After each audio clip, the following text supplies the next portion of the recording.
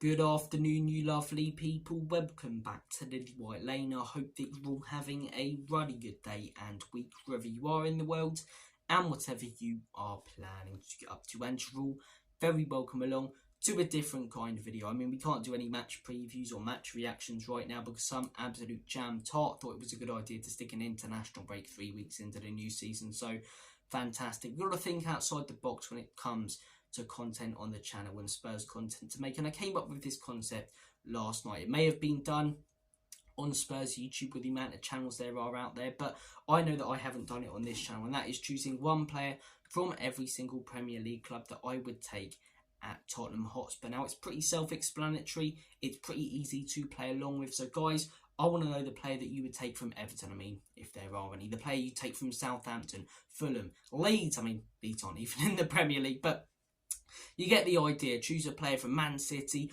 Woolwich if there are any, Man United, Liverpool, and comment them down below. Now, obviously, I'm not going to be realistic in this video because being realistic with the amount of money that Daniel Levy and Enoch spend, we'd have to go for like 15 to 20 million players for every single team. So we can dream. I've chosen some of the top players at every single club, but not always the most predictable ones that most people would take, you know, from these clubs, because I'm also looking at positions that we need to strengthen in, you know, a number 6, a winger, a backup centre-back or defender. So those are definitely considerations. Enough faffing about, enough waffling. Let's get cracking with this knacking, and let's start things off with the champions-elect, Manchester City. I have gone with Rodri. He's the glue that holds that team together.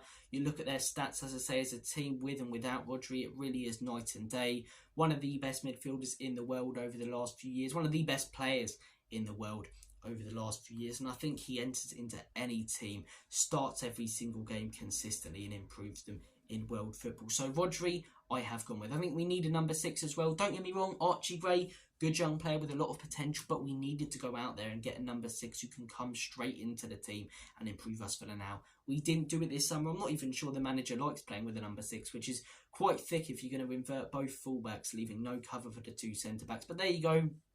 He's the manager. So I have gone with Rodri when it comes to a player from Manchester City. Pretty obvious. Obviously, there's players like De Bruyne and Haaland, but Rodri would be the one that I would take. Moving on to Liverpool, I have gone with Luis Diaz. Now, don't get me wrong, I think Diaz is rated, but I still don't think he's talked about enough. In the words of Rory Jennings, when Diaz is on the pitch, you really are watching a delectable medley of footballing splendour. He's a cracking player, terrific little player, in the words of Harry Redknapp. He's still young, got a lot of time on him. That's a consideration as well, because if Salah was 27, 28, I would probably choose him. But he's getting on a little bit, Salah, and he'll be coming out with a walking stick a little bit.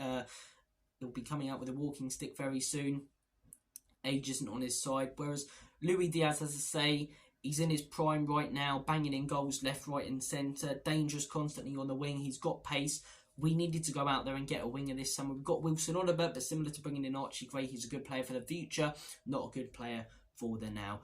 We're always lacking in the final third, it seems, under Ange Postecoglou.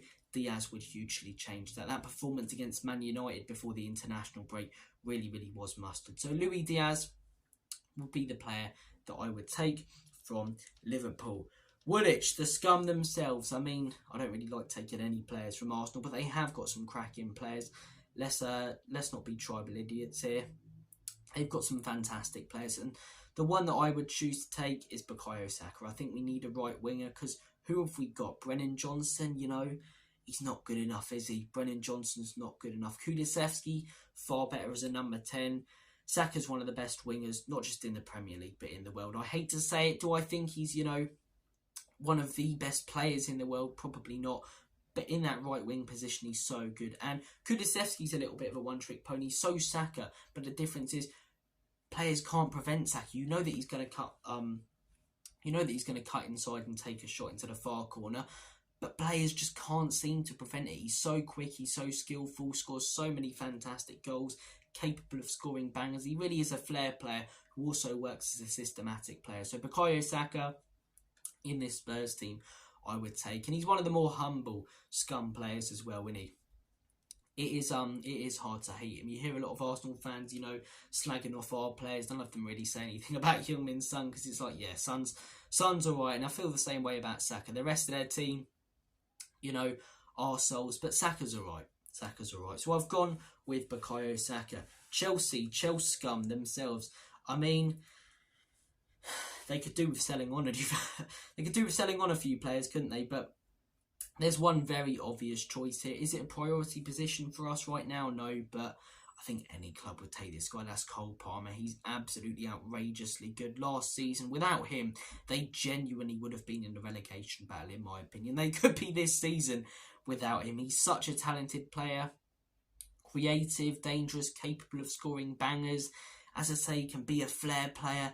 He's so good. He proved it on the international stage for England, scoring that goal in the final of the Euros. Although he didn't go on to win the game coming off the bench, he made a huge impact, not just in that game, but in so many others. Penalties as well, that's a huge asset. Set pieces in general. He's just capable of doing everything, really. He's your all-round number 10. Can also play on the right wing, sometimes on the left as well. False 9, they played him there a few times, so he's versatile. He's everything you'd want in a football player, an attacking football player. So Cole Palmer I would take at Tottenham Hotspur. I mean, what other players have they got? Nicholas Jackson, you're alright, lads.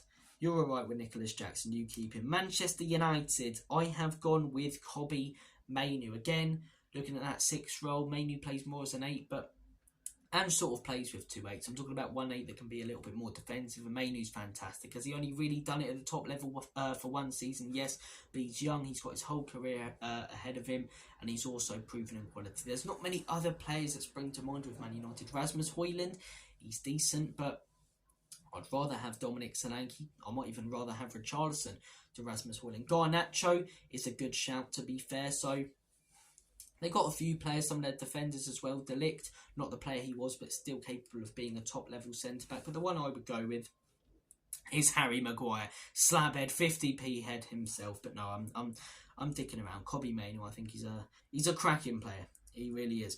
Villa, up the Villa. I've gone with Watkins. The obvious choice, yeah, I know, but he's such a good player, isn't he? I am fairly chuffed with Dominic Solanke, but it's hard to choose another player. McGinn, if he was a little bit younger, probably because he's so active in the midfield. I've never seen someone shield the ball with their arse like John McGinn. He does it so well. He's a fantastic midfielder, skillful, but just a pit bull in there. I mean, Conor Gallagher gets, called a pit bull, labelled a pit bull. Conor McGregor, I don't know where that came from. Conor McGinn, John McGinn is a pit bull in that midfield. He really does run around and give it 100%. For his team, even if sometimes he looks like a headless chicken. But Watkins, he's a clinical striker. I know he missed those 2 big opportunities against Arsenal, but a lot of the time, 9 times out of 10, he puts them into the back of the onion bag twice on Sundays. His record speaks for itself last season and in seasons previous to that. Under Unai Emery, he's just been a whole different player to what he was under Steven Gerrard and previous managers. Ollie Watkins, great for England as well. One of the best moments as a football fan of my life, being in a pub packed and beer going everywhere when Watkins scored that goal in the semi-final to send us through a fantastic night. So Ollie Watkins, I've gone with for Aston Villa. Newcastle, how we the lads, man. I've gone with Alexander Isak. Again, obvious choice. Do we really need a striker? No, but how can you choose anyone else? Like with Villa, how can you choose anyone else other than Isak? He's physical, strong, clinical, capable of scoring bangers as well. He tears us apart every time we come up against them. So Alexander Isak is the player I have gone with. Considerations for Guimaraes and Gordon, but Alexander Isak. Brighton, I have gone with Adingra. Rutter was a consideration. Obviously, Minter, but we've only really seen him in 3 games and he's looked good, whereas Adingra's done it now for about a season, slightly over a season. He doesn't start every single game for them, but when he does, I'm always fairly impressed with him. I think he's a good player. He's dangerous on the wing, capable of scoring great goals. I think he'd work. We need a winger, as I say. Adingra is the player that I would go with. Lewis Dunk as well, a consideration for a backup centre-back. I don't know why. He's slow, he's sloppy, probably wouldn't work in Ange's system, but he's a player who I really like. So he was a consideration. But yeah, Adingra, Crystal Palace. If you guys have watched this channel, you'll know how much I bang on about this guy. Eberechi Eze, the complete winger, skillful, technical, capable of scoring bangers, quick, strong. He has got absolutely everything. He will fit into any system under any manager. He's versatile, can play as an attacking mid, play as a right winger. Eberechi Eze, man, Should have went out and signed him this summer. Really don't know why we didn't. Really don't know why we dicked around, because he was available. 60 million, just splash out the cash, man. Because we spent 70 million on Archie Gray and Odegaard, and I'm not being funny. 10 million less for Eze as one player would have made so much more of a difference in our team this season. So, Eberechi Eze is the player I've gone with when it comes to Crystal Palace. Brentford, 2 wingers I've considered here, Visser and Mbermo, and the one I've gone with is Mbermo. I just think he's slightly more capable of doing more outrageous things than Visser. Scored a bicycle kick as well in the Premier League. That always gives him brownie and bonus points. Yeah, I think he's a great player. I remember when he came to the Tottenham Hotspur Stadium a couple of seasons ago and sprinted past our whole team to make it 3-1. Yeah, really, really talented player. I mean, he's an FPL shout for anyone, as I say, especially with Tony going. And everyone talked about Tony the last few seasons, but without Mbermo and Visser, he wouldn't have got half the goals that he did. So Mbermo is the player I have gone with, but Visser I would take all day long as well. Bournemouth, I have gone with their Ukrainian centre-back. I do apologise if I pronounce his name wrong. Zabrani, I believe. I don't know how to pronounce his name, but I've seen him a fair few times in the Premier League. I think we could do with another backup centre-back alongside Dragazin for Europa League games and Cup games. And I think, bringing this guy in, Zabani from Bournemouth, instead of bringing in someone like a Davies, no disrespect, as your backup centre-back alongside Dragazin, it's making sure you have a quality squad and not necessarily backup players but rotational players. So he's the player I would go with for Bournemouth. Consideration for Semenyo as well. I think he's a great player, but got their best player obviously this summer in Dominic Solanke. Forest, I have gone with Murillo again. Another centre back, but this guy's a beast, man. He really is. He's stocky as anything. I mean, you watch him at the back for Nottingham Forest. Would he work necessarily in the high line? No, but in terms of defending set pieces, scoring set pieces, having a little bit of muscle in there, as I say, in the box and on the pitch, I think Murillo would be great. He's a great tackler of the ball. Fantastic for Forest last season. Their fans rave on about him. I remember when I previewed the game, I think I had 3 or 4 Forest fans when I was previewing our game against them last season, talking and chatting about Murillo. So really, really highly rated by Forest fans, and therefore I'd take him. There's a few other players, Morgan Gibbs-White, but yeah, I think Murillo would be a great addition for any club. Fulham, I've gone with Anthony Robinson. Done really, really well at the World Cup, to be fair. Good left back, capable of scoring good goals, and especially, as I say, considering he's more attacking than defensive. He can do the defensive work well, but his best attributes are not necessarily shooting, but putting a good cross into the box and playing it across the byline.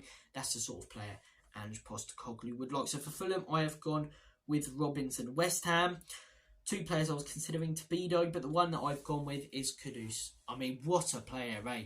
That goal last season, I believe it was against Augsburg, someone like that, where he runs through the entire team when they won 5-0. He's a quality player.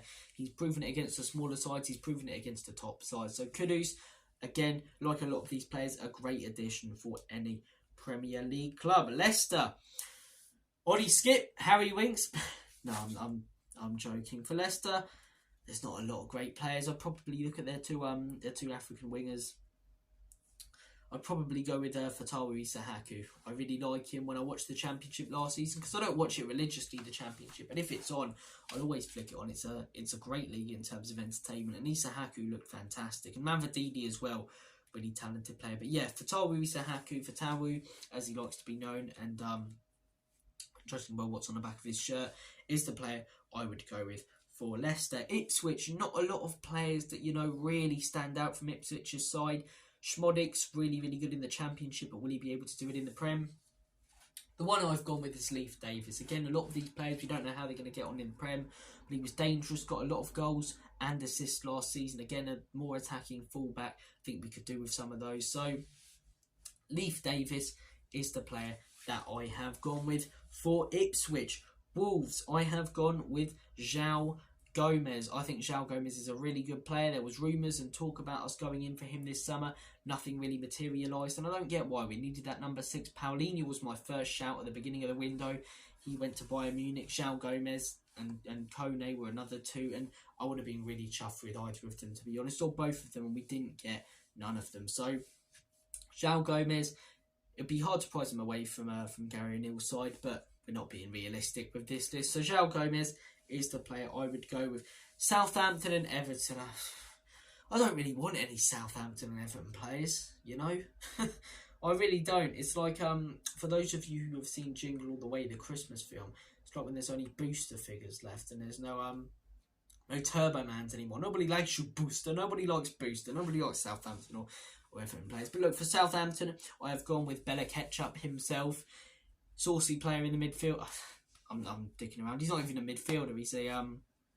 He's a centre back. Bella Ketchup, good player the other season in the Premier League, looked alright, solid in the Championship. I don't know a little about Southampton players. Subscribe to Lilywhite Lane, pure football knowledge, knows everything about football. Which Southampton player would you take? A Ketchup guy? So look, Bella Ketchup is the guy I would take. Sugawara, the only reason I've put him down as a consideration is because I signed him on FIFA a few years ago and he did alright.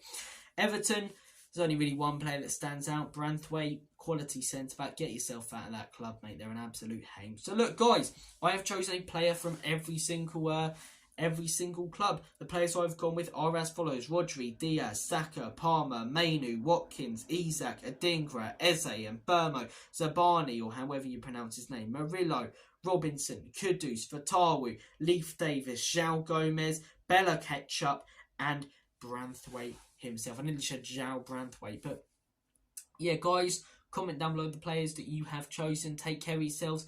The North London derby coming up soon. Finally, we can get back to talking about games, as I say, when the shitty international break's over. Have a good one. I need to get my hair cut because, I mean, look at it, it's flopping all over the gaff. But as I say, have a good one. All the best. Come on, you Spurs.